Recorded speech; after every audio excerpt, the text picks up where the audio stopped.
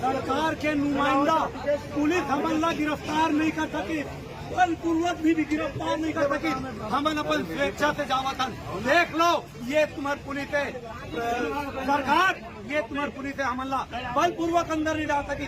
हमन स्वेच्छा से गिरफ्तारी देवत, ये महतारी के सम्मान में अपमान करने वाला खुला किले रखे और अपमान पर हमारा लोकतांत्रिक ढंग से आंदोलन करन।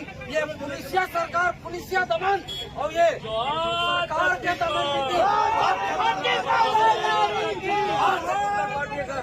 के जवाब पकड़ा से दी बन जाना चाहिए।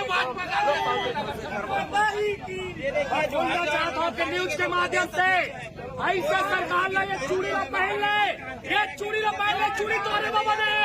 मुख्यमंत्री साहब, ये चूड़ी तोड़े बाबा ने धिक्कार है छत्तीसगढ़ महतारी के लाज नहीं बता सके तो ये चूड़ी न पहन ले और तय घर में बैठ जा। तो ना मुख्यमंत्री में औकात नहीं है बैठे के, ये चूड़ी न बैठ के ले जा। अधिक मोर महतारी के अपमान होते हैं, तय वो लोग फांसी दे, तय जुला दे, लेकिन मोर महतारी के साथ पान के खातिर में बर्दाश्त नहीं करो, चाहे वो जो से दे